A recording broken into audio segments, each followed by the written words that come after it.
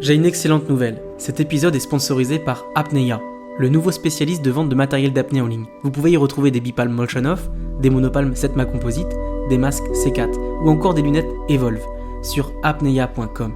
Avec le code APNEYA5, vous pouvez acheter ce dont vous avez besoin pour vous immerger avec confort et avec 5% de réduction. Bref, on arrête la publicité ici, mais merci tout de même à Greg, le cofondateur d'apnea.com, de croire en ce podcast et de le sponsoriser. Allez, let's dive!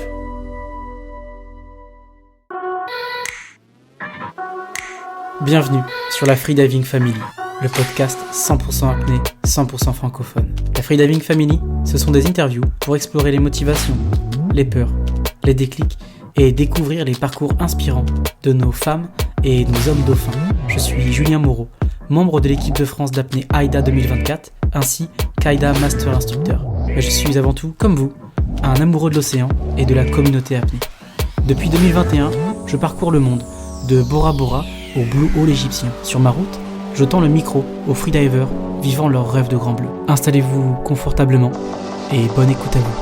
Mais avant, n'oubliez pas de vous abonner à la Freediving Family, le podcast 100% apnée. Cet épisode est aussi sponsorisé par PoseidonCyprus.com. Il nous propose un stage d'apnée et de yoga, 100% francophone, sur l'île de Chypre. Ils nous reçoivent dans une villa au bord de mer, avec piscine et espace de détente.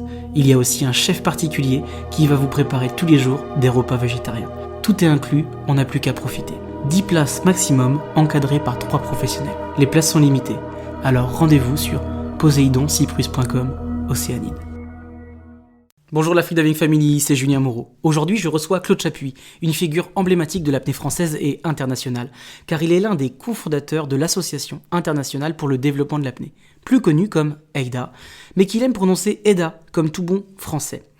Claude Chapuis, c'est l'un des pères fondateurs de l'apnée française, l'apnée venant tout juste après le film Le Grand Bleu qui a marqué fortement toutes les générations.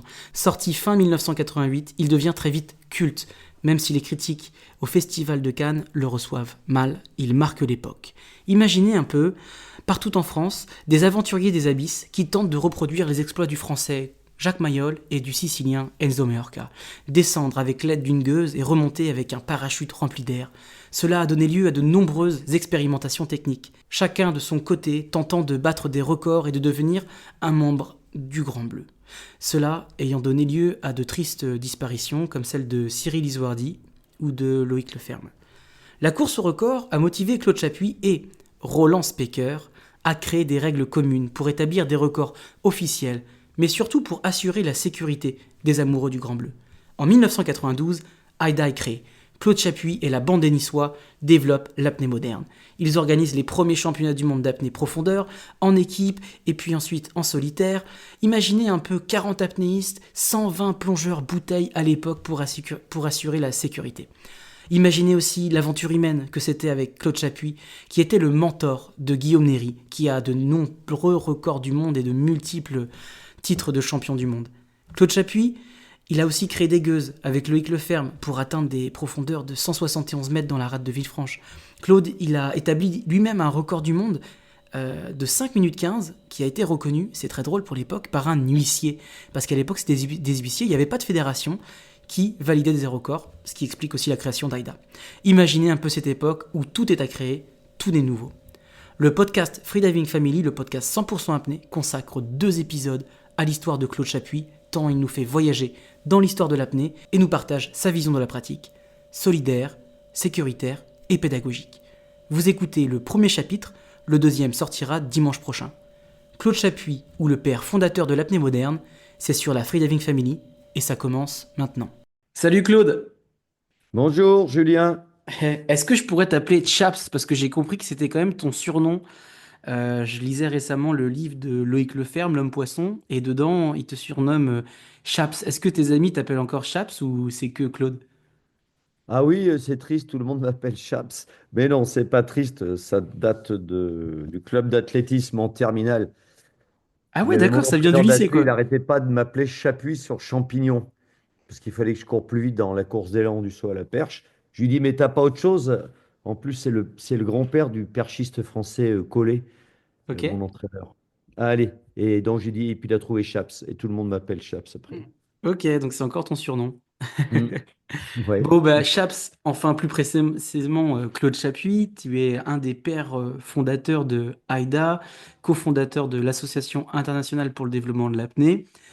Tout le monde te connaît quand même dans le milieu de l'apnée, mais est-ce que pour nos auditeurs qui ne te connaîtraient pas, tu pourrais te présenter dans les grandes lignes, nous dire qui tu es, où est-ce que tu vis, quel est ton métier et quel est ton lien avec AIDA?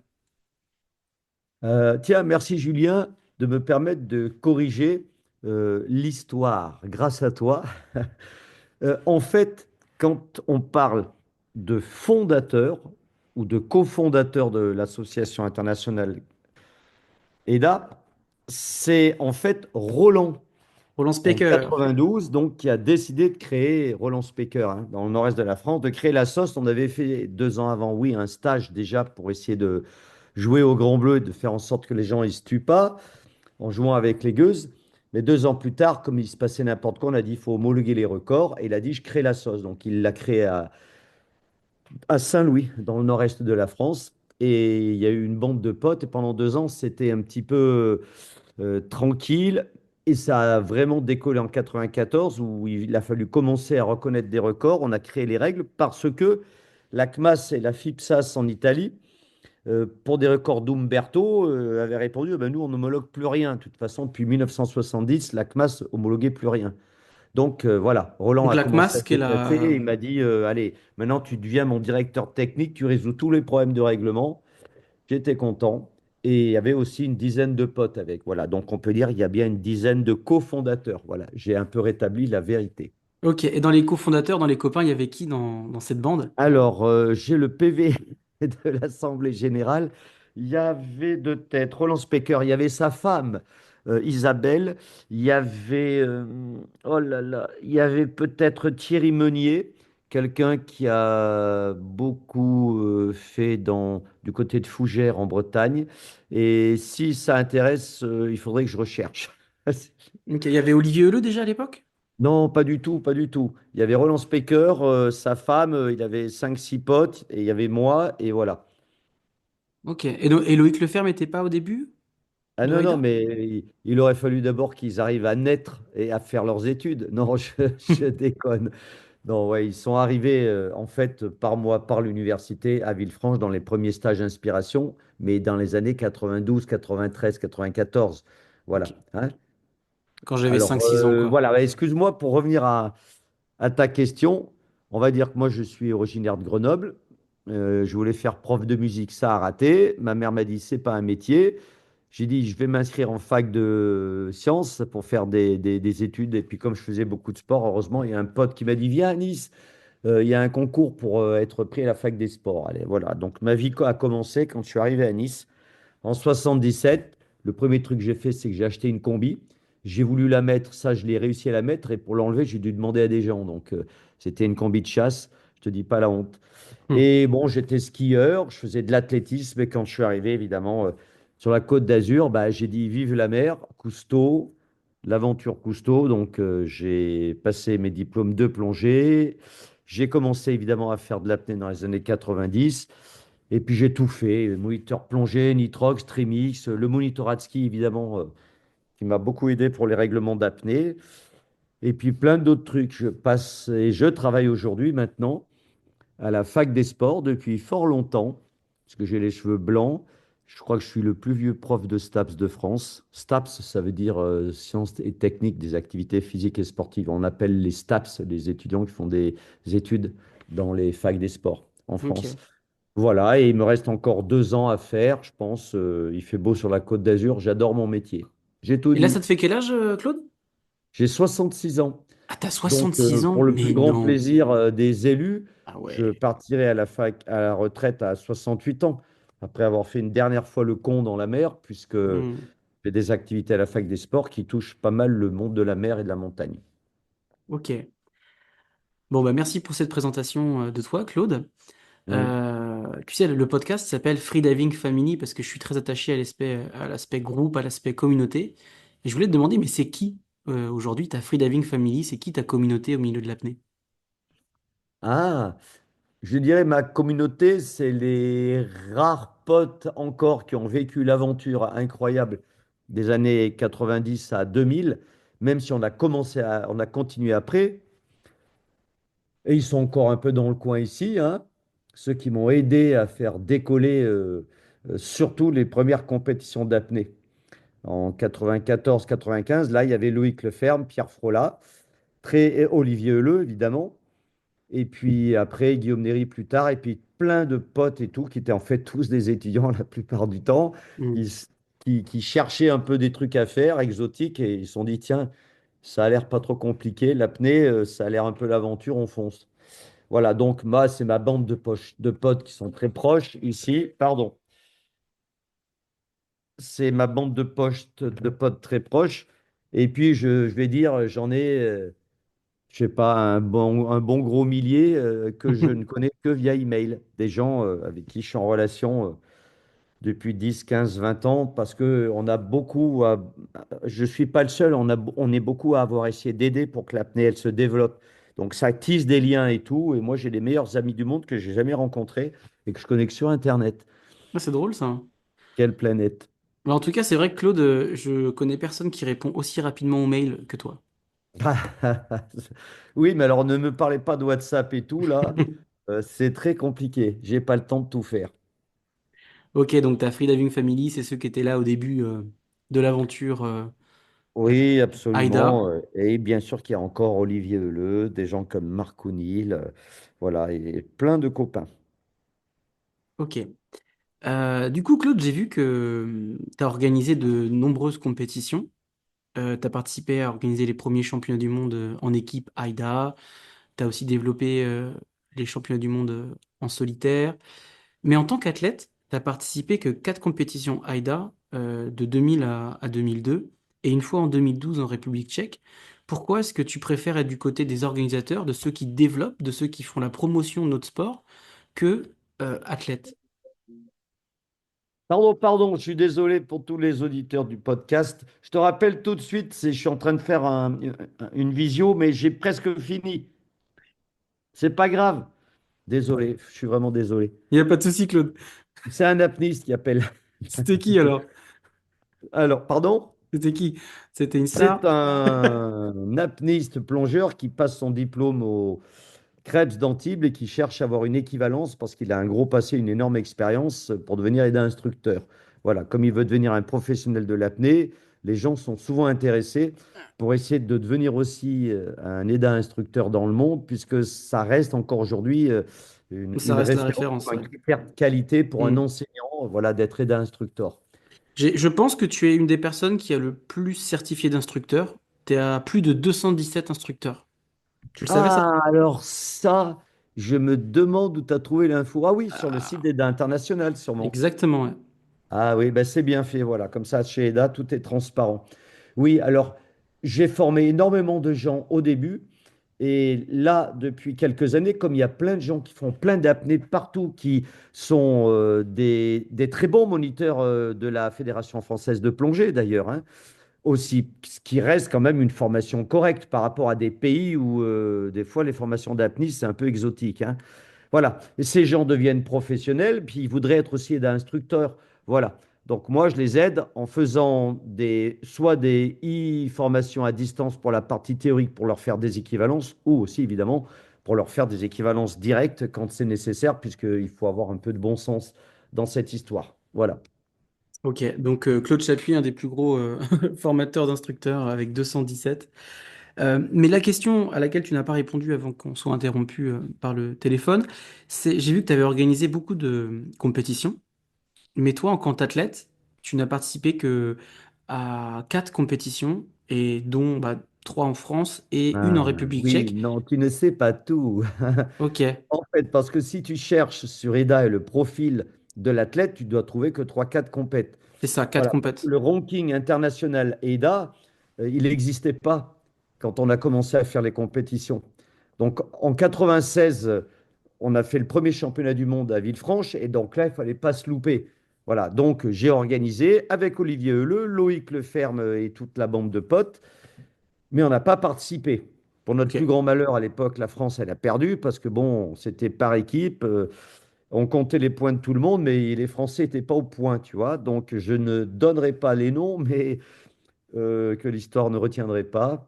Voilà, il y en a un qui a fait une syncope en statique, l'autre qui a fait une syncope en poids constant. Conclusion, on a perdu les points de ces deux athlètes et on a fini dernier. Et l'Italie a gagné pour notre plus grand bonheur et malheur.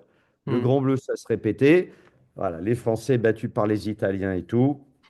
Non. Mais dès l'année suivante, en 99, Pépine Ferreira, peut-être Pépine, que vous connaissez, avait organisé un truc qu'il appelait le Red Sea Dive Off à El Gouna en Égypte, en mer Rouge. Et puis c'est la nana qui m'a appelé l'année suivante en disant, on a vu, vous avez fait un championnat du monde. Pépine a organisé un truc, oui, mais j'aimerais bien que les gens m'aident à faire un truc encore un peu plus gros. Donc on est tous partis, toute la bande est partie en Égypte pour l'aider à organiser un peu en plein désert une compétition internationale, EDA. Et là, tu parles bien qu'on était tous participants, hein. C'est une époque glorieuse où tu marques, quand tu es athlète, la nuit, la corde dans le désert, et puis le lendemain, tu fais la compétition. Bon, elle a foiré d'ailleurs à moitié parce qu'au milieu de la compète, il y a des dauphins qui sont arrivés et tout le monde a plongé dans l'eau, les juges avec les feuilles, les chronos, tout le monde pour aller se balader avec les dauphins. Il a fallu annuler la journée.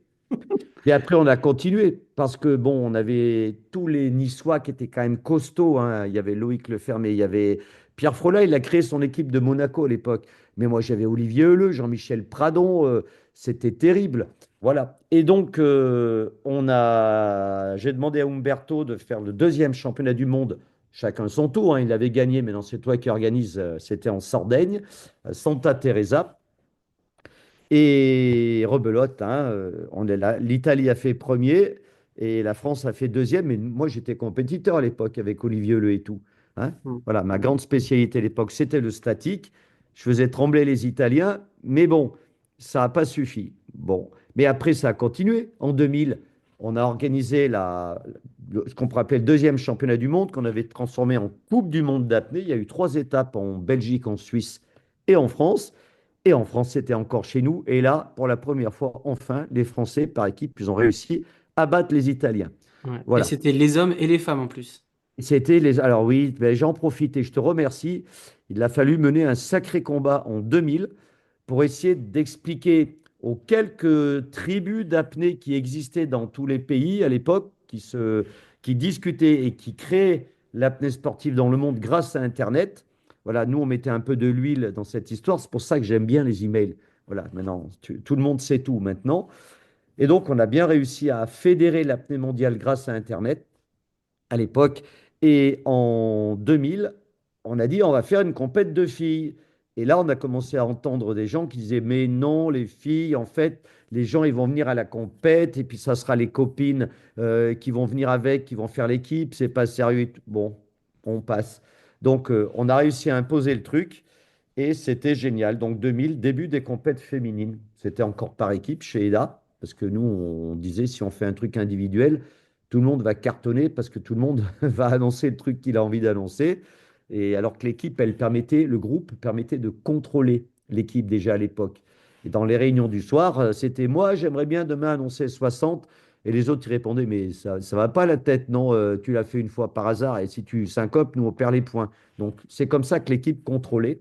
Et que dans le règlement, on avait trouvé le biais pour développer l'apnée sans développer les morts en apnée. Voilà. Hmm. Mais ça a continué, puisqu'en 2001, j'ai aidé l'Espagnol Ferreira à organiser un championnat du monde EDA à Ibiza. Non, pardon, c'est pas Ibiza parce que c'est l'Espagne. Oui, Si, l'Ibiza, c'est l'Espagne, ouais. c'est bien Ibiza, l'Espagne. Quand tu dis Ferreira, c'est Pipine? Non, non, pas du tout. Il s'appelait Daniel Herrera ou Herrero. Ok. Voilà, je confonds avec Ferreira, Herrera. Et donc, on a fait un championnat du monde à Ibiza, où là, hélas, l'Italie a encore gagné et la France a fait deuxième. Et j'étais toujours dans l'équipe avec Olivier Heuleux, Jean-Michel Pradon, hein. Voilà. Et on a fait plein d'autres compètes ici en France, qui étaient des compètes françaises, qui n'étaient pas internationales, sous l'égide d'EDA France. On a fait la Coupe de France EDA et tout et tout. Donc voilà, j'ai écumé de 96, on peut dire fin 96, jusqu'à 2002, les compètes. J'en ai fait trois quatre qui doivent apparaître dans le ranking. Hmm. Mais après, il fallait développer l'apnée, il fallait développer EDA, il fallait continuer à essayer d'améliorer les réglementations. Et j'avais le club à Nice, j'avais mon boulot. Il y avait des gens qui s'entraînaient dans le club qui étaient quand même profonds. Tout le monde le sait, parce qu'il Alors, y quand a tu parles du Aurélien, club, Loïc est-ce que tu Leferme, Pierre parles, Paula, Guillaume Méry, des filles au milieu. Claude? C'est compliqué à organiser. Donc voilà pourquoi j'ai dit je vais diviser par deux ce que je fais et je me suis dit j'organise et j'arrête de faire des compètes.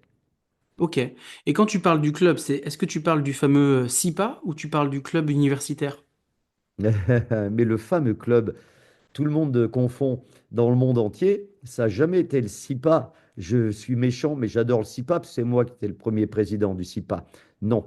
On a de 1990, 89 exactement, les premiers stages qu'on a organisés à Villefranche, pur apnée avec les gueuses et tout, c'était le Nice Université Club.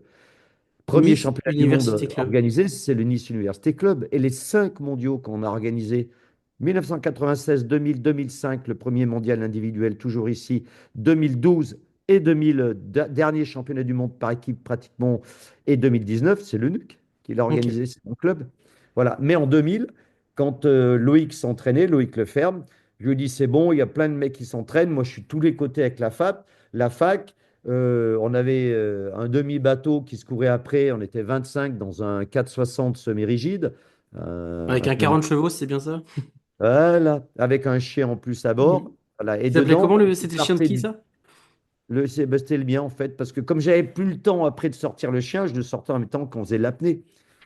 Voilà. Alors, au début, c'était un berger allemand. Ce qui était mortel, c'est que les mecs, ils restaient mouillés très longtemps dans la séance d'entraînement. Parce que quand ils voulaient sortir dans le bateau, comme le berger allemand considérait que le bateau, c'était le sien, voilà, il avait tendance un peu à aboyer, à mettre des petits coups de dents dans les combistes et on a beaucoup rigolé.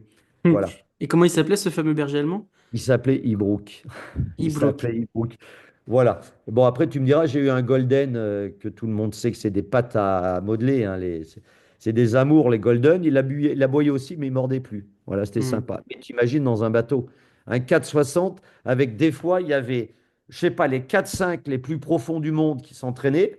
Il y avait tous les potes qui venaient parce qu'ils voulaient faire comme les potes. Il y avait aussi d'autres qui voulaient apprendre à progresser en apnée, plus le chien, le matos, la gueuse, l'oxygène et tout. Ouais, c'était Bonjour. un joyeux Bonjour. Et donc, bordel. j'ai dit à un moment à Loïc, écoute, dans les années 2000, tu as déjà fait des records. Maintenant, essaye d'aller sur Nice. Il y aura des locaux, une douche, machin et tout. La ville de Nice, des sponsors, tu as un sponsor bateau. Voilà. Et donc, le SIPA a été créé. Donc Et le il SIPA, faut on le maintenant rappelle, c'est le un Centre international de service la plongée rendu en à tous les apnée. apnéistes qui voulaient venir s'entraîner dans la rade de Villefranche. Voilà. Ok. Et d'ailleurs, la personne la plus connue du SIPA, c'est notre ami. Oh là là, je suis fatigué, excusez-moi, j'ai passé la journée François, dans l'eau. Cédric?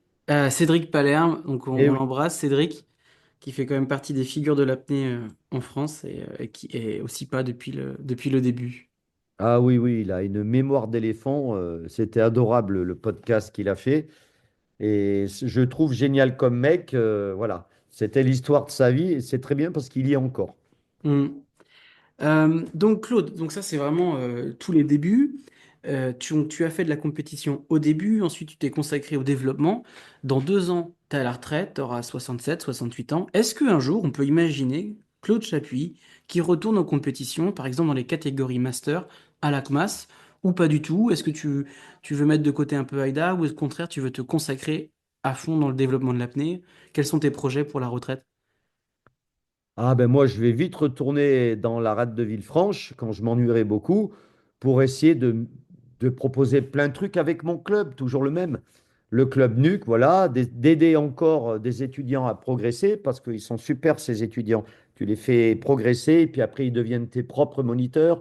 Ça leur sert pour leur CV plus tard dans la vie quand ils sont à la fac des sports d'être moniteur d'apnée.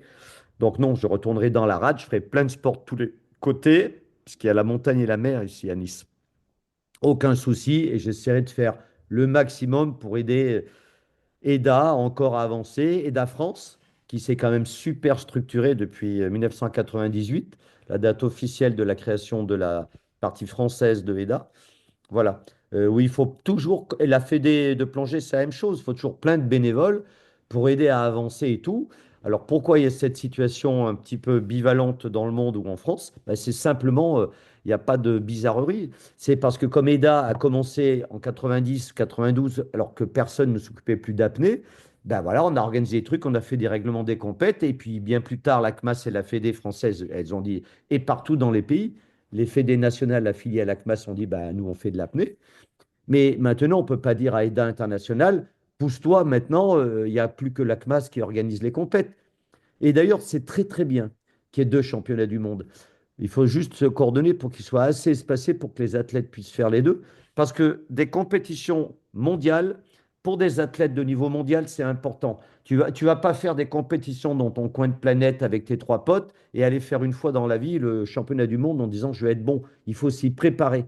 Et comme dans tous les autres sports, pour faire des épreuves de haut niveau, il faut avoir plusieurs échéances internationales pour pouvoir t'y préparer.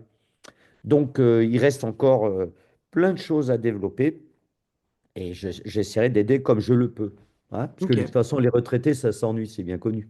Et d'ailleurs, Claude, c'était une de mes questions. C'est si demain, tu devenais, par exemple, président de la FFESSM, qu'est-ce que tu ferais pour développer l'apnée?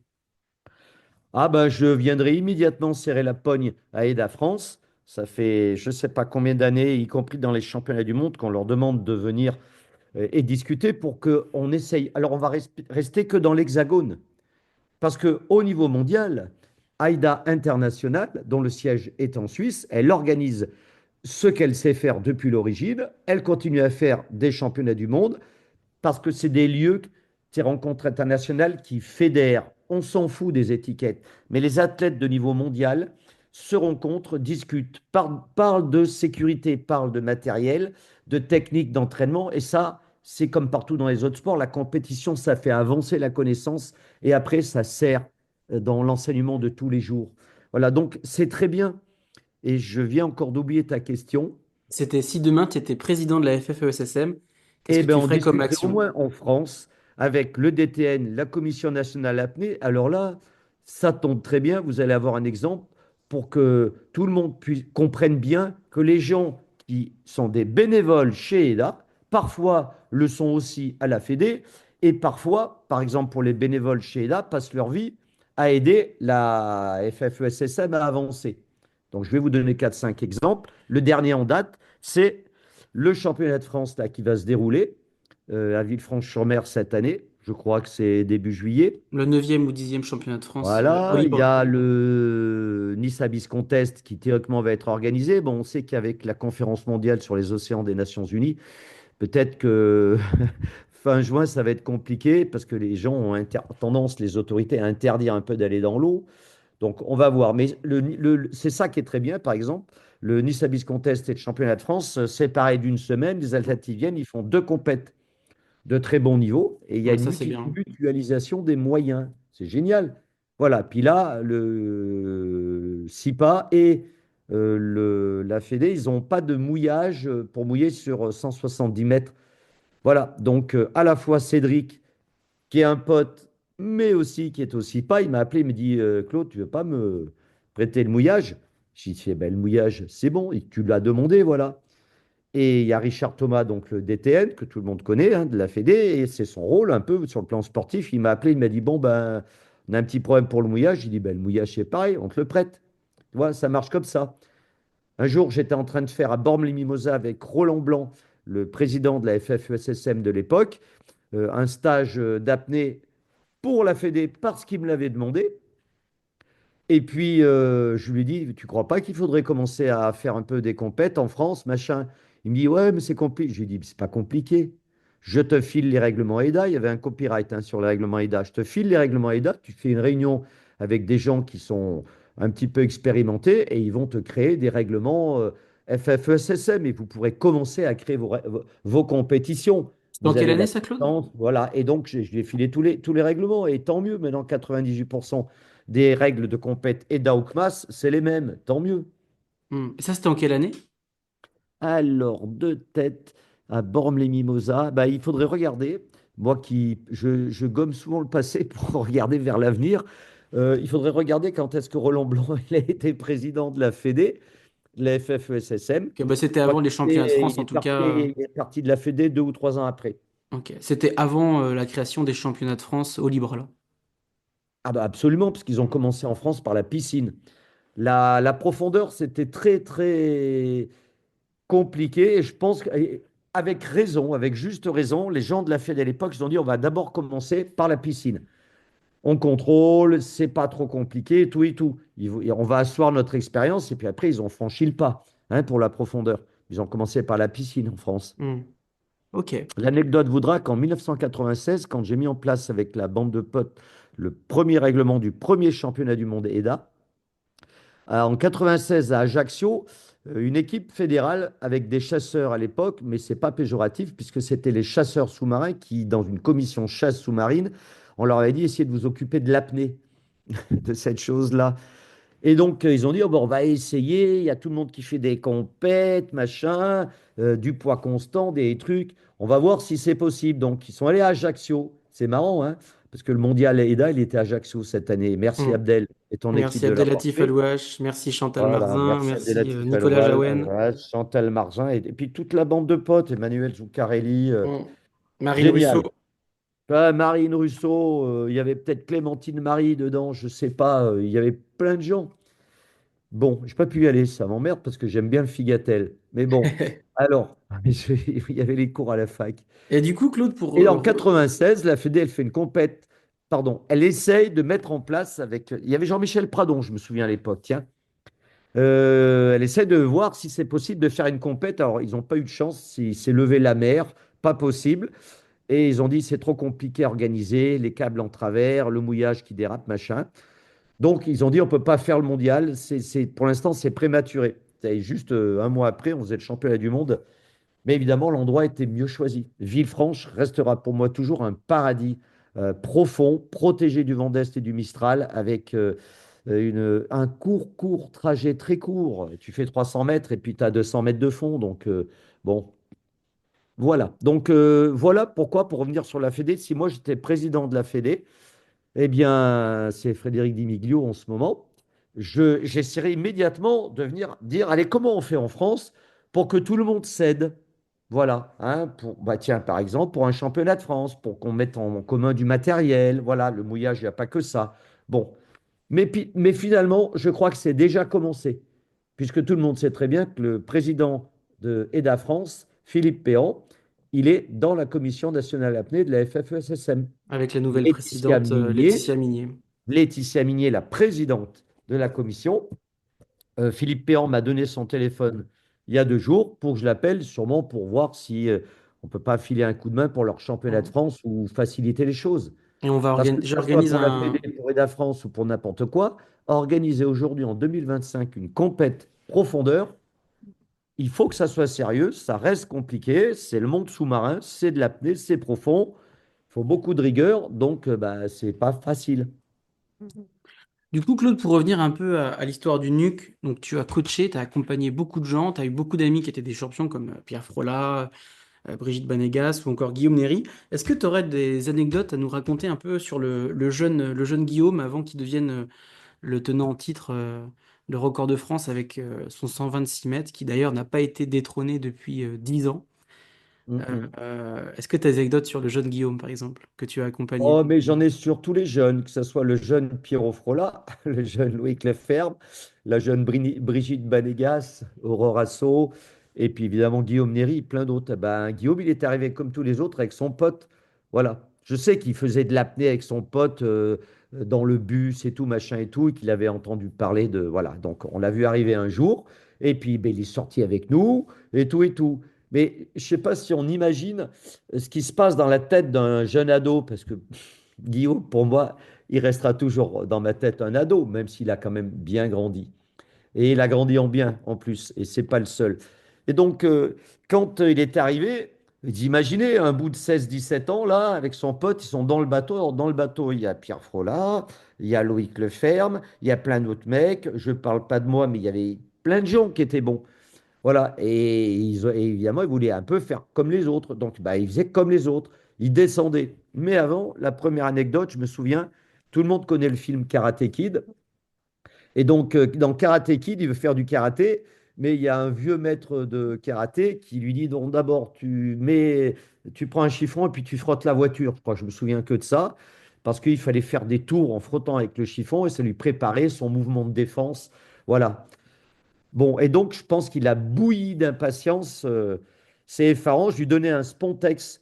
Vous savez, là, s'il y a une gratounette d'un côté et une éponge de l'autre.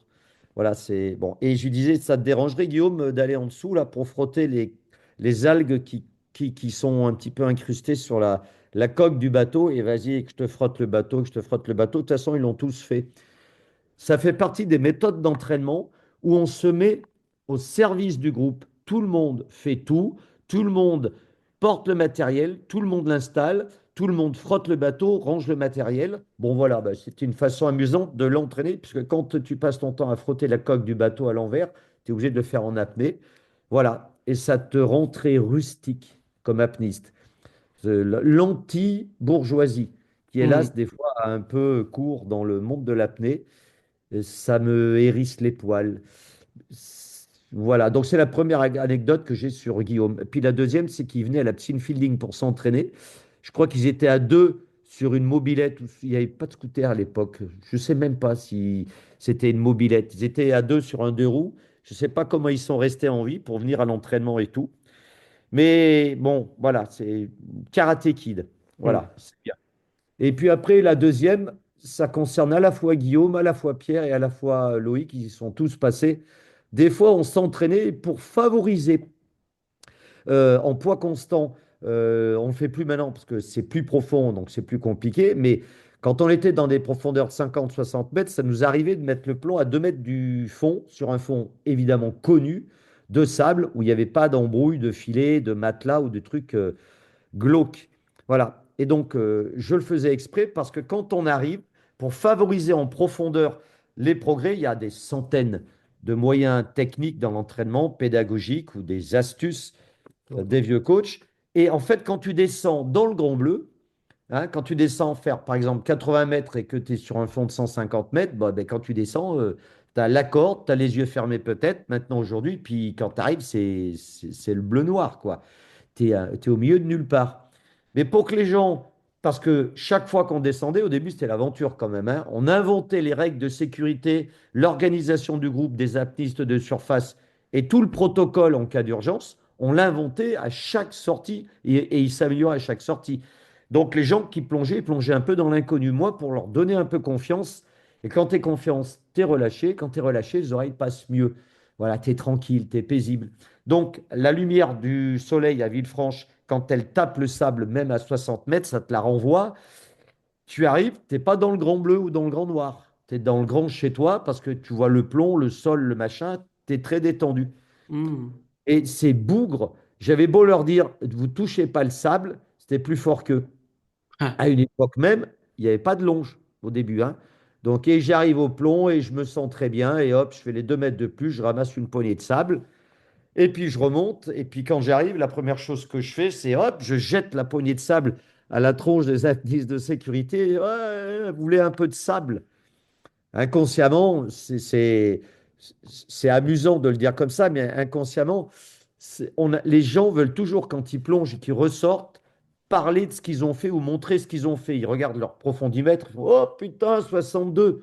C'est surtout peut-être pour ceux qui les entendent à côté. Vous verrez que je suis un peu méchant, mais pas. Mais c'est l'entraîneur qui parle. La perf, tu l'as fait. Ne crie pas sur le toit du monde que tu as fait 62 mètres, que tu as ramassé le sable et que c'était génial et que tu étais à l'aise. C'est jamais facile de remonter du fond. Voilà. Donc tu le gardes pour toi et je leur ai souvent parlé donc de Dustin Hoffman dans un film qui s'appelle Héros malgré lui. Et je leur disais, arrête de jouer ton Dustin, voilà et tout. Et ils savaient ce que ça voulait dire. Tu sors, tout de suite, tu récupères et tu fais la sécu des autres. Tu arrêtes de parler de ta plongée. Hein, voilà, et tu arrêtes de remonter avec le sable. Voilà, donc Guillaume, Pierre, Loïc, et regardez, vous savez quoi? Moi aussi. Ah, il fallait que je fasse comme les autres, évidemment, même si je leur donnais des conseils. J'étais qui à remonter le plus de sable du fond. Du coup, on n'a jamais aussi bien dragué la rade de Villefranche que dans les années 92 à 98. Hein. Et Bon, Guillaume Néry et Pierre Frolat, à l'époque, c'était des étudiants de l'université, donc tu étais vraiment leur professeur, c'est ça? eh ben oui, ben voilà, parce que Guillaume, tiens, d'ailleurs, je vous annonce que quand il est arrivé à la fac des sports, comme Pierre, Loïc était premier, Pierre est arrivé 2, 3 jours après, je peux vous en sortir une sur Pierre aussi, et son frère, c'était très très bien. Pardon, désolé, je te rappelle, ah, je vais le couper ce téléphone. Claude Chapuis, qui a hyper Oui, quand demandé. ils arrivaient à la fac des sports, bah, ils avaient leurs cours de première, deuxième année. Des fois, je les avais en cours d'orientation, etc. Mais Guillaume, par exemple, quand il est arrivé, il a choisi la spécialité mer. Et la spécialité mer, c'était, ah ben, on va commencer à faire de la plongée bouteille. Parce que l'objectif, c'était aussi de certifier les étudiants en niveau 1 de plongée bouteille, ce qu'on pouvait faire sur leur CV quand tu es fac des sports, troisième, licence STAPS, maîtrise, master maintenant. C'est bien si tu as des attestations qui disent que tu es bon dans différents sports. Voilà, donc on voulait que nos apnistes ils soient aussi plongeurs bouteille. Puis ça sert aussi. Quand tu es plongeur bouteille, ça te fait comprendre un peu les règles de décompression. Hein, ça Ok. te met du plomb dans la tête quand tu fais des plongées profondes. Ouais, ils étaient à la fac des sports. Donc à l'époque, vous plongiez quand même à plus de 60 mètres et derrière, vous refaisiez par exemple des safety. Et on est loin encore des règles AIDA qui aujourd'hui dit que après 55, on se réimmerge plus. On voit bien que ça a évolué au fil de temps pour plonger de Et plus en oui, plus en alors sécurité. ça tombe bien que tu parles de ça. On va parler de Cousteau et de l'aventure dans les années juste après la guerre, 45-50. Les gars, ils plongeaient avec des bouteilles, hein, le détendeur, Cousteau gagnant, il y en a eu plein d'autres. Voilà, et les mecs, ils plongeaient et remontaient au pifomètre. Certains survivaient, d'autres finissaient à l'hôpital, ne savaient pas trop pourquoi. Hein. Ils ont tout découvert de façon empirique au début pour établir des règles de sécu et de plongée, de tout ça. Donc oui, aujourd'hui, tu dis 55. Et je vais peut-être même dire, il ne faut pas s'arrêter sur des chiffres fixes en disant c'est une sainte loi, parce que dès que tu fixes un chiffre, ça te rend bête. Mais quand tu fais une plongée qu'on va appeler profonde, c'est bien si après tu te reposes. Alors à l'époque, heureusement, le matériel, les techniques, l'entraînement étaient encore peu au point. Les profondeurs étaient moyenne, je vais dire, 60-70 mètres. Et donc, oui, à l'époque, on était plutôt sur la stratégie des pays de l'Est, il y a 20 ou 40 ans en sport. Je plonge, je remonte, tu plonges, on fait du volume. Le volume, c'est le dénivelé que tu as fait dans ta séance. Si tu fais 3 fois 40 mètres, bah, tu as fait 120 mètres de dénivelé. Voilà. Et effectivement, comme tout le monde s'entraînait en faisant la sécu de tout le monde et que tout le monde descendait un peu profond dans le bateau, eh ben, il y en a un qui descend de profond, on fait sa sécu, on récupère, mais il y en a un autre qui descendait, il fallait faire sa sécu. C'est ça le groupe. Voilà. Fort heureusement qu'à cette époque, on était que dans les 60-70 mètres et tout. Donc Mm. voilà. Du coup, Claude, on a beaucoup parlé du passé, donc quand tu coachais le jeune Guillaume Néry, Pierre Frolat, quand tu encadrais aussi Brigitte Banégas. Euh, mais si on allait un peu vers l'avenir, vers le futur, comment est-ce que tu imagines l'apnée en 2050? L'apnée sportive, que j'appelle souvent l'apnée moderne, elle a grandi. On ne peut pas dire que ça soit un sport très vieux encore. On apprend encore beaucoup. Mais maintenant, OK, on a des circuits de compétition, on a 2 fédérations dans le monde, on a enfin des athlètes depuis une dizaine d'années, un peu plus, qui s'entraînent régulièrement. Et il y a des coachs, il y a même, tiens, le cas chez Abyss Garden, pardon, chez Blue Addiction, des teams pro qui voient le jour avec plus ou moins de bonheur, mais c'est très bien. Je pense que vraiment l'apnée, maintenant, il est grand temps de faire quelques bricoles sur l'enseignement de l'apnée et surtout parce que ça a été mon combat dès le début. Il faut bien encadrer les gens, il faut bien les encadrer en toute sécurité et surtout faire en sorte, je vais parler de 2 choses qui sont importantes, qu'ils n'oublient pas que quand ils s'entraînent dans la mer, un jour, ils vont s'entraîner dans du plastique, hein, et dans des ordures. Donc, il faut absolument qu'au niveau de l'enseignement, je trouve que c'est le combat de l'avenir, qu'on forme chez les élèves et chez les moniteurs qui formeront les élèves des apnéistes qui sont, qui sont amoureux de la mer au point de la défendre et donc d'intégrer dans leur pratique, pour les pratiquants et les élèves, et pour les moniteurs dans leur organisation, tout ce qu'il est possible de faire pour participer à cet effort collectif de protection des mers et des océans. Ça, c'est un combat, je pense, qu'il faut mener dans l'enseignement de l'apnée. Et tiens, on parlait de la Fédé tout à l'heure. EDA et la Fédé pourraient de concert faire des actions pour pouvoir pousser dans cette direction. La deuxième chose, c'est que je dis toujours ce que je pense, hein. Hélas, la CMAS a créé une catégorie junior. La catégorie junior, ça commence à 16 ans, si je ne me trompe pas. L'apnée, c'est un sport pas pour les vieux. C'est pas parce que je suis vieux que je dis ça, mais c'est un sport pour des gens mûrs. Il faut des années, surtout en profondeur, où il y a beaucoup de problèmes sur le développement de l'organisme, sur les accidents possibles, sur les traumatismes possibles, les œdèmes et plein d'autres choses. Il faut prendre le temps de progresser. Et le problème, c'est que quand on a 16 ans, je ne suis pas sûr qu'on ait eu le temps d'avoir assez d'expérience.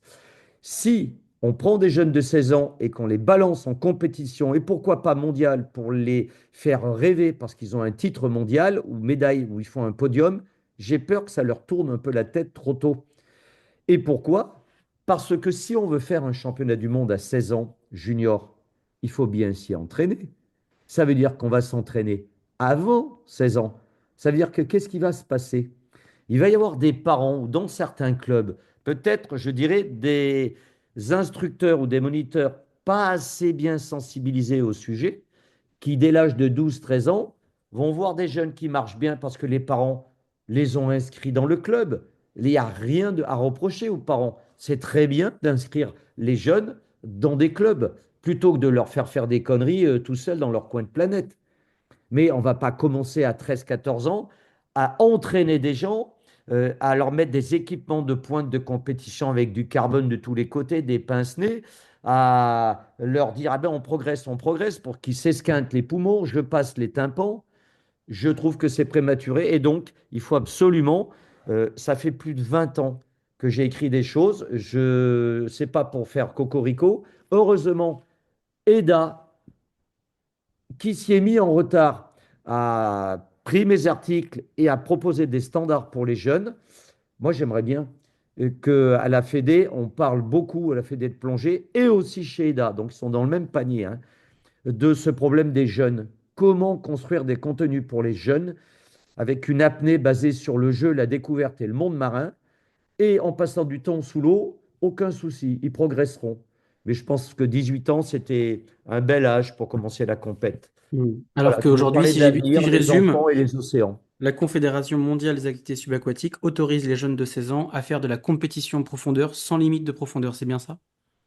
Ah ben, à partir du moment où il y a un championnat du monde junior, dis-moi. Moi, je connais pas les règlements CMAS. J'ai du mal déjà à lire mes emails, plus les SMS, plus les WhatsApp, plus le club, plus le reste, plus mon boulot, plus les podcasts. Hmm. Alors pour pour J'ai- l'anecdote, Claude, ici donc je vis à Dahab, on a le Blue Hole qui est un trou qui fait 95 mètres de profondeur et on a un jeune qui a 16 17 ans et qui plonge à plus de 80 85 mètres. Et c'est vrai qu'entre instructeurs, des fois on discutait notamment avec Andrea Marongo qui a fait sa sécurité, qui est un Italien, et on se posait des questions un peu éthiques sur sa santé, sur sa sécurité, sur son développement corporel et sur le fait qu'il est quand même assez immature par rapport à ces profondeurs-là. C'est vrai que ça pose des questions. Et mature dans la tête, même si on peut avoir un jeune bien formé, bien sage, la profondeur et la pression, ça reste un milieu hyperbare. Voilà, donc il y a les états d'hypoxie avancés, on remonte jamais très clair des grandes profondeurs, sur un cerveau encore en développement, mais si on peut parler des poumons, hein, on va y aller aussi, hein, demander aux spécialistes des poumons si à 16 17 ans, ils sont totalement développés, peut-être pas, peut-être que la croissance continue un petit peu de tous les côtés, hein.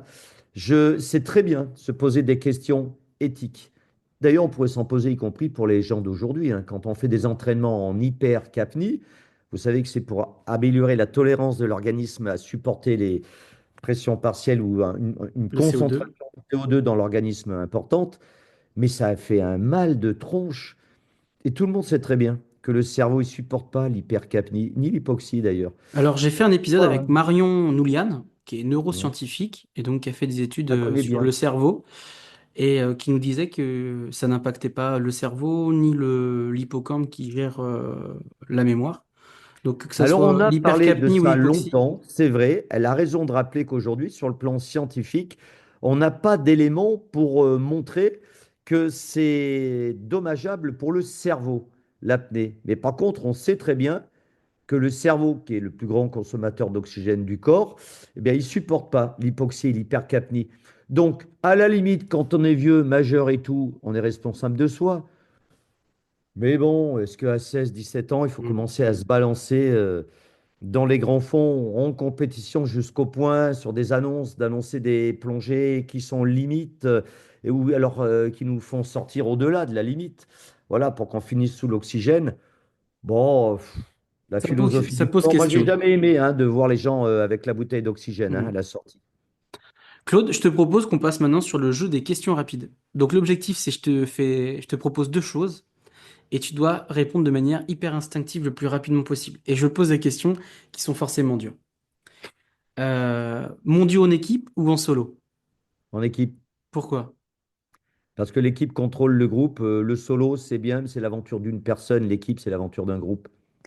Villefranche-sur-Mer ou Nice? Villefranche-sur-Mer. À Nice, c'est la promenade des Anglais.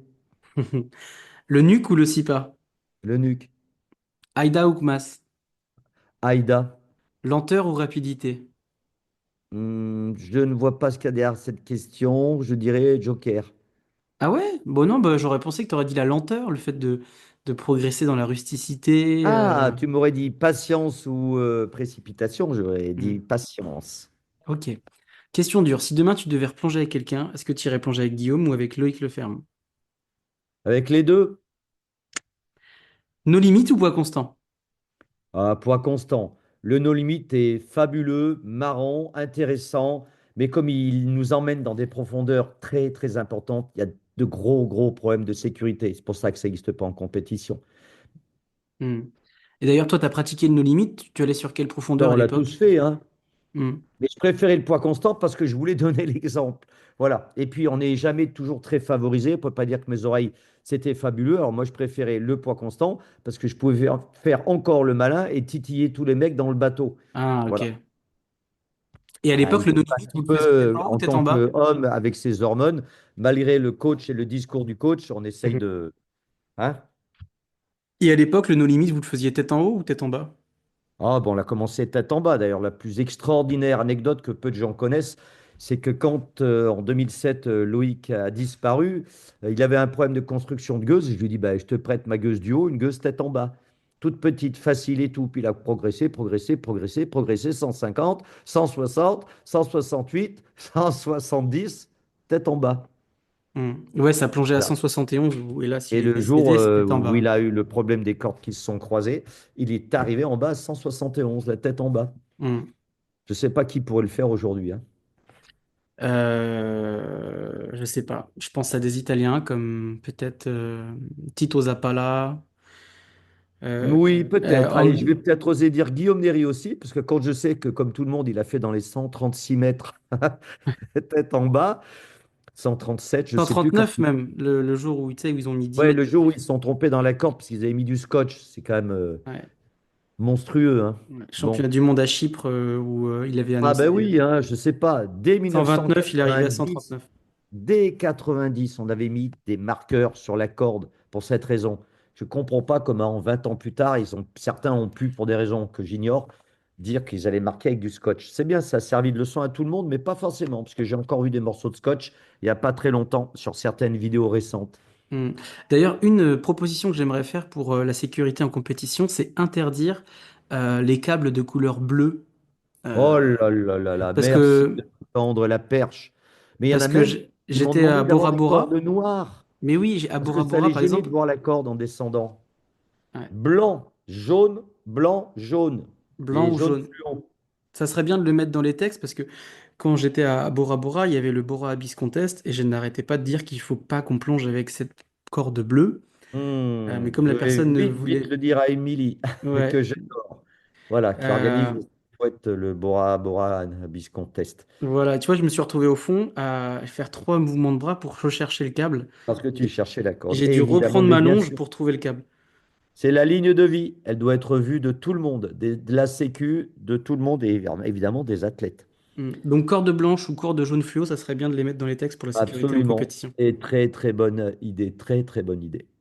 Alors, on repart sur le jeu des questions rapides. Claude, celle-là, je l'ai écrite, mais en fait, elle est stupide. C'est vulgarisation ou élitisme, Vulgarisation. bien entendu. Colère ou paresse? Paresse. Ah, pourquoi? Parce que en fait, quand tu t'énerves, ça mène jamais à rien. On a passé sa vie à dire que je hurlais trop fort dans le bateau. Je vais être obligé de me justifier un peu. C'est parce que le seul imbécile qui serait allé en prison à l'époque de 90 à 2000, c'était Bibi Lafrite, c'était moi. J'étais le plus vieux, j'étais le plus diplômé, j'étais le responsable du club, le responsable de la sortie. Donc évidemment, si quelqu'un buvait la tasse et que ça se compliquait, c'était pour ma pomme, hein, pour l'expliquer aux gendarmes. Donc ma seule façon, c'était de dire vous me respectez, c'est bien, alors faites ce que je dis. Mais des fois, tu sais, et les gens, ils font pas trop ce que tu as envie. Alors tu lèves un peu la voix en disant, bon, voilà. T'as Donc il souvent paraît eu que j'ai peur beaucoup crié. pour les jeunes qui s'envoyaient en profondeur? Pardon? T'as souvent eu peur? Mais c'est pour ça que j'ai pas d'ongles à 66 ans sur mes mains. Chaque fois que quelqu'un part sous l'eau, qui peut oser dire qu'il a la certitude qu'il va remonter sans aucun problème et que s'il y a un problème, on va le remonter sans aucun problème. À chaque plongée, c'est une aventure. Et Alors c'est bon, quelque si c'est chose à que 10 mètres, tu... si c'est à 10 mètres, c'est bon, ça va. C'est Et quelque chose aujourd'hui, que tu as même à toujours eu? 40 mètres, hein, même à 40 mètres, hein, on Mm. parlait de 55 tout à l'heure, une plongée à 40 mètres, c'est déjà une plongée engagée. Et Claude, c'est quelque chose que tu as toujours ressenti ou c'est quelque chose qui est arrivé lors de la disparition de Loïc? J'étais pas là dans le bateau le jour où Loïc est disparu. Mais chaque fois qu'on a fait le no limit, chaque fois qu'on fait des plongées profondes et tout ça, qui est la longe ou qui est pas la longe, il y a une tension. Il faut suivre le sondeur, la corde, comment on appelle ça, le choc sur la corde quand le gars il tire en bas pour tourner, Lecture quand de il ligne, ouais. plonge. Voilà, hein. Et tout le reste, l'envoi des applis de sécu, mais il y a eux aussi. Je me bats aujourd'hui, tiens, si je peux oser utiliser le podcast pour répandre mon venin sécuritaire, mais il y en a marre aujourd'hui de voir les gens descendre profond avec des scouts. Alors, non seulement ils vont faire plusieurs fois la sécu, c'est eux qui vont faire les accidents de décompression.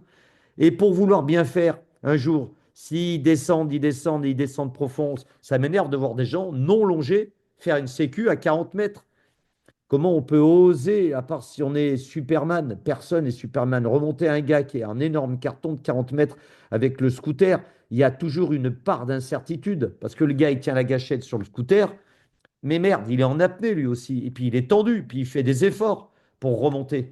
Et puis on sait très bien qu'il y a déjà qui ont essayé de faire la sécu et qui sont restés, hein, qui sont pas remontés. Toi, t'as connu d'autres accidents que Loïc dans ta carrière d'apnéiste? Et alors Cyril Isoardi, Cyril Isoardi, c'était l'époque bénite de l'aventure totale. J'ai parlé de Cousteau et des gars qui a inventé les règles de décompression. Mais à une époque, Cyril Isoardi appartenait à un groupe qui travaillait un petit peu en même temps que le NUC et nos stages. Il a progressé avec une gueuse, avec son copain, mais bon, il n'y avait pas un grand groupe quand il s'entraînait parce que bon, c'était pas facile. Voilà, donc il y avait un voilier, il y avait son copain, il y avait lui. À l'époque, personne n'était attaché à la gueuse. Il n'y avait pas de système de micro-fuite, si on peut dire ce C'est quoi le système mot-là, de si tout le micro-fiche? monde le comprend, à la descente, gonfler le parachute ou ouvrir la bouteille avant qu'elle arrive au fond. Voilà, il n'y Ah, avait rien. Voilà. Donc, ben, Cyril Isoardi, un jour, il est descendu. Alors, j'avais prêté ma gueuse. Putain, alors, c'était une chance, ça, hein. La gueuse qu'on utilisait dans le club, Sherkan, une gueuse genou en bas.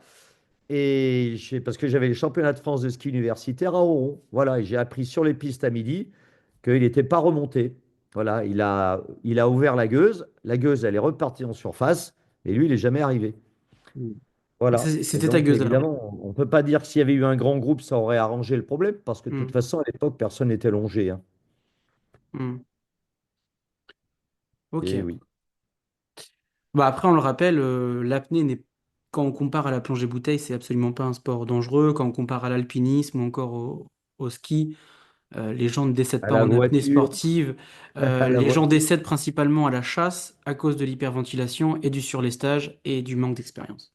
Et évidemment, les médias ont du mal à faire la différence. Et oui, on peut confirmer, l'apnée est un sport formidable au niveau de la sécu. Parce qu'en plongée bouteille, au secours.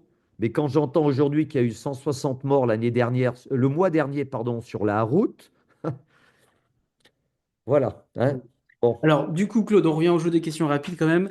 Celle-là, je la pose à tout le monde. Alors, aimer ou être aimé? moi, je vais quand même dire aimer parce qu'il faut aimer les autres. Le monde, il faut que ça soit court. Si tu es bénévole, il faut que tu te donnes aux autres. Voilà, hein. Il ne faut pas que tu passes ton temps à essayer de tout faire pour te faire aimer. Bon, maintenant, il y en a certains, ils aimeraient bien qu'on les considère, voilà, comme les meilleurs du monde. C'est un problème que j'appelle ça, moi, le syndrome du sportif de haut niveau. Pas C'est-à-dire qu'on a, pas de qu'on a vouloir plus. être aimé? Eh oui, être reconnu. Parce que c'est une façon d'exister, hein. Quand tu as un groupe et que tous tes potes, ils sont là, ils ont les yeux ouverts, ils sont là pour t'aider. C'est très sympa, c'est tes potes et tout. Mais bon, ben, tu donnes une image autour de toi, à ton entourage, à tes parents, à tes copains, à des inconnus, à des médias. Voilà. Et donc, c'est réconfortant. Quand tu es reconnu comme un sportif de haut niveau, tu as réussi une partie de ta vie. Enfin, peut-être, hein, si on aime le sport, hein. Hmm. Ok, donc Claude, tu choisis aimer. Ah oui, aimer pour Euh, donner. Aimer pour donner. C'est marrant parce que les hommes répondent plus facilement aimer et les femmes être aimé. C'est assez marrant. Ça se confirme tout au fil du podcast. Ma prochaine question, elle concerne un film qui a changé ma vie, Le Grand Bleu de Luc Besson, qui est sorti en 1988, qui raconte l'histoire de Jacques Mayol et de Enzo Mallorca. Si tu devais choisir entre aller plonger avec Jacques Mayol ou Enzo, tu choisirais lequel? Et c'est la même chose qu'avec Guillaume Néry et Loïc Leferme. Je choisis de plonger avec les deux. Ok. Ça t'ennuie, hein, comme réponse. Et est-ce que tu as déjà eu la chance de les rencontrer, toi, les acteurs qui ont joué Jacques dans Le Grand Mayol, Bleu? en 98, en Sardaigne, où Umberto, pour le deuxième mondial EDA, avait choisi de le faire venir, j'ai une anecdote terrible. On est dans un amphi, Umberto accueille les 120 athlètes à Santa Teresa. Et puis voilà, et puis il vous dit, je vous ai réservé une surprise. Bon, ok. Et là, il y a Jacques Mayol qui rentre sur la scène. Voilà, il l'avait dit à personne. Putain, un silence de mort. Puis d'un coup, une sorte de bruit qui enfle. Et puis bon, les 120 qui voient leur idole. Parce que les 120 dans l'amphithéâtre, ils avaient tous regardé 120 fois le Grand Bleu, hein. Mhm. Voilà, moi compris. Donc les applaudissements, ils commencent à partir, à partir. Je crois que ça a duré 15 minutes. Voilà. Et puis à un moment, il y a Umberto, il fait, bon, allez, maintenant ça va, hein, sinon il va avoir la grosse tête. Il parlait de Jacques Mayol. Bon, allez, Jacques, c'est à toi. Alors bonjour tout le monde et tout. Alors il commence à râler, Jacques, en disant, eh, mais comment ça se fait? On a des problèmes de traducteur, parce qu'évidemment, il parlait en français au Mhm. début, voilà. Et donc, j'aurais bien aimé qu'on trouve un traducteur. Bon, alors déjà, on s'est dit, tiens, il est de mauvais poil. Et juste après, il enchaîne. Bon, alors moi, je vais vous dire, je suis heureux, merci Umberto d'être là, mais je voulais vous dire, vraiment, vous n'avez rien compris à l'apnée. C'est les mots de Jacques Mayol aux 120 qui étaient là presque à se mettre à genoux pour prier Saint Mayol qui venait d'apparaître devant eux. Et donc, il nous a expliqué, évidemment, depuis qu'il avait grandi, voilà, qu'il avait 15 ans de lutte sportive, hein, contre Enzo Mallorca, il avait découvert que c'était quand même le monde de la mer, Homo delphinus, ne faire qu'un avec l'eau, ce qui est quelque chose de très important. Voilà, et on est parti après 20 minutes de conférence sur l'homme dauphin, sur l'histoire de Jacques et tout. Et on est sorti, putain, on était catastrophé. On s'est dit, merde, notre idole, elle a dit qu'on était tous des glandus parce qu'on n'avait rien compris. Bon. Et le lendemain, entraînement des Français dans la piscine du Club Med. Je déjeune, il y a Jacques Mayol qui passe, il vient s'asseoir à ma table, il me dit, mais bon, toi, t'es français. Il me dit, t'as compris là ce que j'ai expliqué hier? Je lui dis, bah oui, je voulais pas trop le froisser, bah oui, j'ai lu ton bouquin, c'est vrai que c'est quand même génial. Et j'étais déjà quand même un peu aussi sur la perf à tout prix, non, le groupe d'abord. Donc Mhm. j'ai dit, bah oui, finalement, se centrer sur l'océan, l'homme, poisson, l'eau, la mer, oui, oui, bon, ouais, le laisser aller, qui était important aussi comme conseil, que c'est bien et tout, machin. Bah, tu viens, Jacques, tout à l'heure, on s'entraîne, tu pourras nous filer des conseils. Et il me répond, mais je ne sais pas si je pourrais. Bon, on verra. Alors, on va à la piscine, et quand on arrive avec Jacques Mayol, il nous attendait déjà. Ouais, salut Jacques et tout. Les mecs, ils étaient fiers, moi le premier. Il y avait On qui va du dans l'eau, coup à on l'époque commence à. qui était, Pardon? il y avait qui avec toi qui était là avec Jacques Mayol? Il y avait dans l'équipe de France, alors en Sardaigne, est-ce qu'il y avait Olivier Leu dans l'équipe, Jean-Michel Pradon, moi, il y avait Pierre, il y avait une équipe de Monaco, mais Pierre évidemment s'entraînait avec les Français. Il y avait deux ou trois Monégasques, donc il y avait Pierre Frolat. Et est-ce qu'il y avait Stéphane Mifsud à l'époque? Et putain, j'arrive pas. Bon, je crois que c'est soit en 2000, en 98, soit en 2001. Mais Ok. enfin bon, voilà. Et donc, ils nous entraînent, ils nous regardent nous entraîner en statique et tout. Et puis, à un moment, on était tous sous l'eau parce qu'on partait tous ensemble hein, pour gagner du temps. Et le coach, il faisait la sécu dehors. Et le coach, c'était Loïc à l'époque. Loïc Leferme, Voilà. ok. Voilà, parce que Loïc, il était bon à la gueuse, un peu bon en poids constant, ouais, mais alors en statique, pas trop. Bon, Ok. ah, donc comme il fallait performer en statique et en poids constant, voilà. Donc il était coach et il m'a sorti un jour, c'était en 2000 d'ailleurs, où il était encore coach, et j'étais dans l'équipe là à Nice. Il me dit, putain, ça n'a jamais été aussi difficile de ma vie que de voir les Français gagner. C'est bien plus dur que préparer un record. Voilà, il était tout tremblant quand il disait ça. Et Jacques il avait Mayol? sorti une phrase géniale. L'apnée est collective ou n'est pas.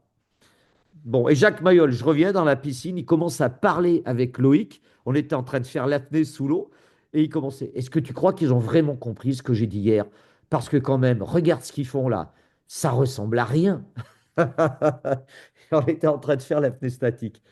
Voilà. Et C'est bon, génial. Mais qu'est-ce ça qu'il voulait s'est dire très en bien fait? passé. Qu'est-ce qu'il voulait dire Jacques Mayol? Parce que vous vous entraînez, vous faites de l'apnée Et statique. il n'était pas à l'époque où on l'a connu, donc en 98 en Sardaigne, il n'était plus pour la perf sportive. Il s'était Hmm. battu tellement de fois avec Enzo pour gratter 1 mètre à Hmm. chaque fois qu'il avait découvert aussi autre chose. Et puis peut-être, vous le savez, qu'à un moment dans ta carrière, ben, il a été et il reste peut-être encore une idole mondiale pour les Japonais et tout. Hmm. Mais qu'est-ce que tu fais quand tu es au sommet de ta carrière en sport et que tu commences à voir que les gens t'oublient parce qu'il y a de nouveaux champions? Tu as des gens qui descendent à la palme à un endroit où toi, tu étais allé avec la gueuse. Euh, les médias te laissent un peu de côté. Hmm. Tu as du mal à exister. C'est pas facile peut-être. Alors peut-être tu changes de direction et tu vois l'apnée sous un autre jour. C'est ce qu'il avait probablement. C'était son choix, hein. Il avait Hmm. fait ça et il y croyait férocement. Et il disait maintenant, laissez tomber la perf, les compètes. C'est pas ça l'apnée. L'apnée, c'est ne faire qu'un avec l'eau, ne faire qu'un avec soi-même, le laisser aller, le relâchement, voilà, Hmm. le monde, la mer et un peu les dauphins. Ouais, il Voilà. faut rappeler quand même que Jacques Mayol, moi c'était mon idole petit. C'est encore quelqu'un qui a énormément impacté ma vie parce qu'aujourd'hui je suis instructeur et c'est ma vie. Mais il s'est quand même suicidé. Il a abandonné une partie de sa famille pour se consacrer à sa vie, à l'instar de Enzo Mallorca qui a toujours été extrêmement famille et qui est parti entouré. Et c'est vrai que si je devais choisir entre les deux, à l'époque j'aurais dit Jacques, mais je pense qu'aujourd'hui je suis plus Enzo qui tend à être Et plus oui. dans la Eh oui. famille. Euh, Eh oui, tu as bien sûr appris l'histoire très rocambolesque de Jacques Mayol quand il était jeune. oui, bah oui, Ouais, qui a abandonné c'était sa sa fille. famille et qui, voilà, il aimait beaucoup les femmes et tout le monde le sait. Et puis c'est Oui, pas le d'ailleurs, seul. Jacques Mayol, pour l'anecdote, c'est une des personnes qui a fait le premier film pornographique subaquatique. Ça m'étonne pas, je le savais pas. C'est incroyable. Ouais. Bon, mais voilà, oui, donc effectivement, c'était quand même un personnage, mais ça a été une idole. Moi, ça reste une idole, ça reste une idole. Et je vais dire, il fallait quand même s'envoyer à l'époque à plus de 100 mètres de fond avec une gueuse. On en a construit la réplique, nous, mais il n'y a personne qui va à 60 mètres aujourd'hui avec sa gueuse, hein, Ouais. C'était un frein à avec un l'époque système de de sa gueule, frein c'était un frein de abominable. Fiat 500. Ah oui, oui, une direction de Fiat 500 qu'il fallait tourner 2 fois, il fallait lâcher le truc. Quand tu lâchais le truc pour reprendre, pour faire le deuxième tour, ça se redévissait avec la tension de la corde. Ça, elle n'était pas équilibrée, la gueuse. Un enfer. Hmm. Je peux vous dire, je l'ai essayé en mer. Ah, Donc, t'as hein. essayé la gueuse de Jacques Mayol? Non, j'ai essayé sa réplique, mais ça suffit. On a construit la réplique avec Roland Specker, il a construit la réplique, on l'a utilisée dans les stages. Ok, Et après moi, fier de Jacques Mayol, j'ai construit une gueuse les pieds en bas avec le même mécanisme. d'accord. Ah ouais, je me souviens sur la gueuse dans les stages, on avait marqué surtout ne lâche pas le frein quand tu freines. Pourquoi Parce que fallait quand pas tu lâcher le lâchais le frein? frein, il se redévissait. Il fallait tourner pour que ça pousse, c'est le phénomène de la direction, hein, pour que ça pousse un truc semi-circulaire qui pousse la corde et par les frottements pour que ça freine. Mais ça bloquait jamais vraiment. Mais si tu Ouais. lâches avec la main la poignée, elle se dévissait et elle revenait en arrière. La gueuse, elle repartait. Donc c'était la loi du tout ou rien, où tu descendais avec la gueuse, avec Mayol, jusqu'en bas et tu tapais le gros disque qu'on mettait à l'époque, ou si tu avais la malchance d'avoir les oreilles qui rataient, de vouloir t'arrêter au mieux, c'est simple, tu lâchais la gueuse qui partait au fond et toi tu remontais à la surface, hein. Ouais, ça faisait Voilà. invariable, quoi. Ouais, ça faisait un peu de tout et de n'importe quoi. Puis après, il fallait tout remonter, hein. La corde, le plomb et la gueuse. Oh la vache, ouais. À la corde, ouais, à Et les tirer à la gueuses, corde, et après tout le monde se récupérait et recommençait. Tu te faisais 10 descentes et 10 tirés à la corde, hein.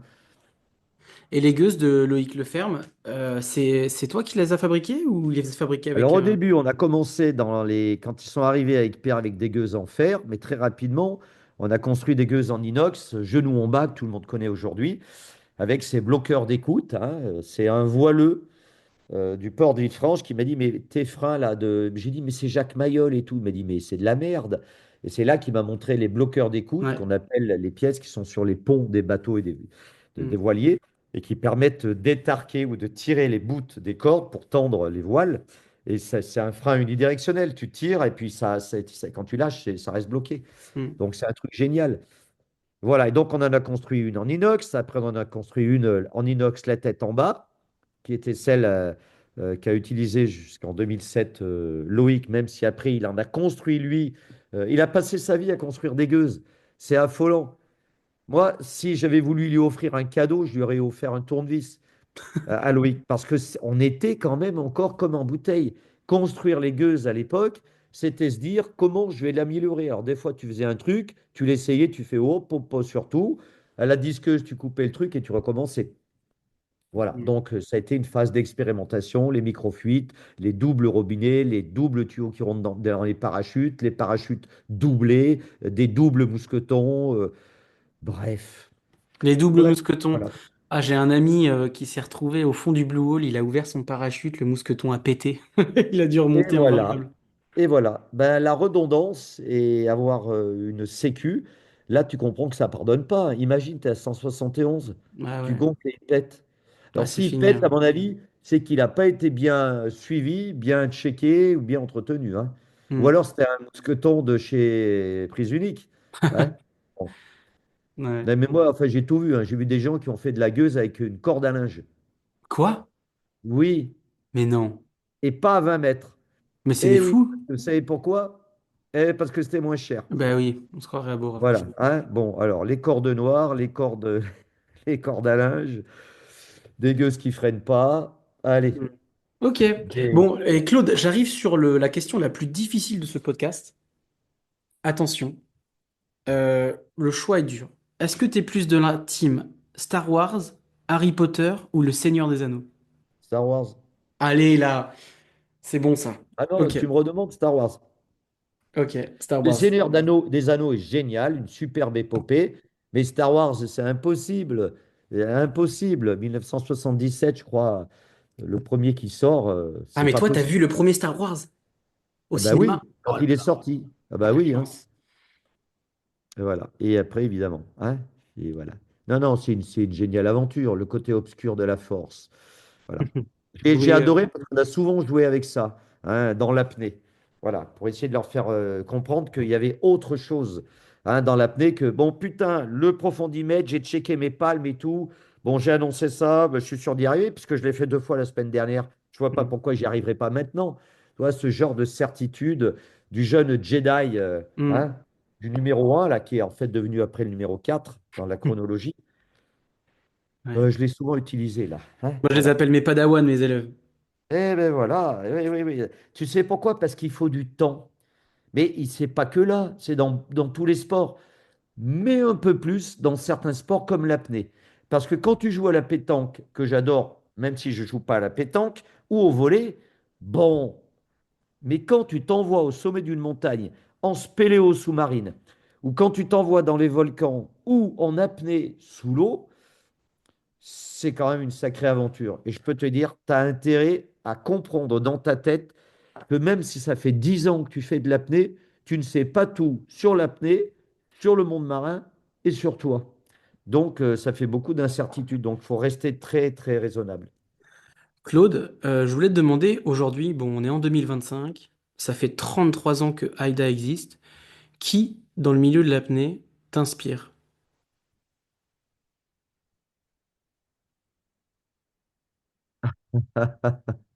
Ah, putain, une question, je ne peux pas répondre. Ah, mais si tu peux, il y a forcément quelqu'un qui te dit, tiens, ce jeune, cette fille, elle me parle, ça me parle, tu vois. Oui, mais je ne sais pas si je parlerai de champion.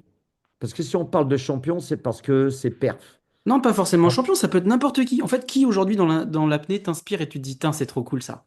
Alors là, c'est compliqué parce que je suis obligé de mettre plein de personnes à égalité. Moi, ceux qui m'inspirent, c'est forcément des gens que je connais. Ok. C'est pas possible que ce soit des gens que je connais pas. Mais dans les gens que je connais, il y en a quelques-uns. Je vais citer trois, quatre noms comme ça. C'était mes étudiants. Olivier Heuleux, parce que c'est un gars qui est directeur de l'école de la mer. Ça fait 15, 20 ans qu'il encadre une équipe pour encadrer les enfants et leur faire découvrir la mer. C'est génial et c'est pas une aventure facile d'être directeur de l'école de la mer. Non. Mais Guillaume Néry, il est passé de l'autre côté de la performance. Il est passé presque de l'autre côté de l'écran parce qu'il a fait plein de films totalement géniaux et tout. Moi, j'adore One Breath Around the World, que je trouve absolument sublime. Et merci, Julie, d'avoir filmé ce genre de choses-là. Et Julie toute l'équipe Gauthier. qui les a aidés. Julie Gauthier, oui, bien sûr, qui les a aidés. Et je salue d'ailleurs l'aventure de Julie et d'autres qui sont en train dans le monde de faire démarrer la danse aquatique, qui est une L'Aquaflow. formidable nouvelle aventure. Et puis, mais j'en oublie d'autres, hein, parce que j'y rencontre Brigitte Balégas. Mais comment ne pas parler d'une nana pareille qui, depuis 25 ans, fait de l'apnée, a réussi à garder un niveau mondial et une sagesse. Elle pourrait avoir la grosse tête, mais j'ai jamais vu quelqu'un comme ça, à tel point qu'en 2019, quand elle est descendue, je passerai la polémique qu'il y a eu sur le championnat du monde, parce qu'il y avait une athlète qu'il aurait fallu disqualifier selon moi. Voilà, et donc bah, Brigitte Banégas, elle était quatrième. Elle aurait dû être troisième, elle aurait dû être sur le podium. Une nana qui est une super sportive, une volleyeuse, une montagnarde, une stand-up paddle, tout ce que vous pouvez imaginer. Moi, je trouve que c'est absolument incroyable. D'ailleurs, il y a une chinoise, je crois que c'est Jessie Liu, qui lui a donné en 2019 sa médaille, tellement tout le monde respectait Brigitte Banégas. Si on arrive aujourd'hui, en fait, pour répondre à ta question, à voir qu'on a des champions, parce que c'est des noms qu'on connaît, moi je les connais parce qu'ils ont été mes étudiants, qui se tournent vers transmettre aux autres, moi je leur tire mon chapeau, parce que c'est vraiment un exemple à donner. Transmets ce que tu connais, surtout l'amour du monde de la mer, son respect, et puis vraiment le respect du groupe. Arrête de te considérer comme une star où en levant la main, tu considères que tout le monde doit te servir pour que tu puisses monter sur la première marche du podium. Ça, c'est insupportable. Mais c'est quelque chose que tu as beaucoup connu, ça, les gens que tu dois servir, un peu cet ego surdimensionné? Ah oui, il y en a. Il y en a. Voilà. Des gens, peut-être, si je suis sympa, à mon avis, qui sont encore trop jeunes, voilà, qui n'ont pas pris le temps de grandir, qui ont fait plein de perfs, et puis qui disent, ah ben non, non, putain, mais merde, moi, les records, moi, la télé, moi, le reportage, moi, mon nombril. Ben, putain, bon, arrête de parler de toi, si tu veux, parle des autres, parle de ton équipe, parle de ceux qui t'aident. Voilà. Parce que aucun champion fait une perf tout seul, hein. Ok. Donc, les gens qui t'inspirent, Olivier Heuleux, qui est à l'école de la mer, Brigitte Banégas, j'embrasse Guillaume Néry et Olivier. Pierre Frolat, que je pourrais mettre dans la balance, ils sont tous différents. Parce que Pierre, je me souviens, j'ai dit, mais va à Monaco, crée ton école. Il est parti et génial. L'école bleue de Monaco, c'est un truc superbe. Il a été le major de la promo au niveau, pas note Pierre Frelat, mais au niveau entrain, dynamisme. On organisait à l'époque des stages de rentrée dans la montagne. Il est monté, ben voilà, hein, 4 jours après, c'était le major, le leader de la promo et tout. Voilà, mais ça lui a servi. Il a construit avec les jeunes et l'école bleue à Monaco quelque chose autour de l'aventure des pirates, du serment des pirates et tout. Moi, je sais que les jeunes qui sortent de son école, ils ont la banane. Ils connaissent les poissons, la mer, son respect, l'environnement, le groupe, le respect du moniteur et tout. Putain, c'est génial. Bon, je pense qu'il y en a beaucoup d'autres, en fait. Ok, Il y en a super. beaucoup d'autres. Il y en a beaucoup d'autres. J'espère que vous avez aimé ce premier chapitre sur l'histoire de Claude Chapuis. Nous nous retrouvons dimanche prochain pour le deuxième chapitre. Mais avant de nous quitter, chers auditeurs de la Freediving Family, abonnez-vous. Notez 5 étoiles le podcast sur toutes les plateformes et aidez-moi à le pérenniser en devenant un tipeur. Vous pouvez m'aider à partir de 1 ou 2 euros par mois. C'est le prix d'un café. Pas d'un café parisien, ça c'est sûr, mais bon. Offrez un café à la Freediving Family. Vous pouvez retrouver le lien sur la page Instagram Freediving Family, le podcast 100% apnée. D'ailleurs, vous êtes plus de 5000 maintenant. Merci à vous. Je vous laisse. On se retrouve dimanche prochain pour le chapitre 2 de Claude Chapuis. Bisous, cœur et CO2. Et pour conclure cet épisode, je vous laisse avec la voix de mon ami Seb qui va vous parler de son école d'apnée Océan Harmonie. Salut, c'est Seb Manson d'Océan Harmonie. J'ai l'immense plaisir de vous présenter mon école d'apnée en France et à l'étranger toute l'année. Sous forme de stages originaux, je vous propose de progresser de 0 à 50 mètres de profondeur en recherchant confort, plaisir pour le maximum de bien-être. Pour cela, j'ai développé une pléiade de pratiques conscientes, harmonisées autour de la méditation, la visualisation, relaxation et du yoga. Océan Harmonie, c'est aussi des voyages, de la baie de Marseille à l'Égypte en passant par Madagascar. En France, les stages de progression sont de 3 jours pour vous accompagner essentiellement dans la compensation. En Égypte, au Blue Hole, nous évoluerons dans des conditions de rêve afin de vous permettre d'atteindre vos objectifs, entrecoupés ça et là d'exploration jusqu'à Ras Mohammed. Nous nous émerveillerons des beautés sous-marines. Enfin, à Madagascar, à la recherche de mammifères marins et de dépaysement hors du commun, nous aurons toute la joie de pouvoir profiter des merveilles de ce pays fabuleux. Renseignez-vous sur www.oceanharmonie.fr, WhatsApp, Instagram. Je vous dis à très vite.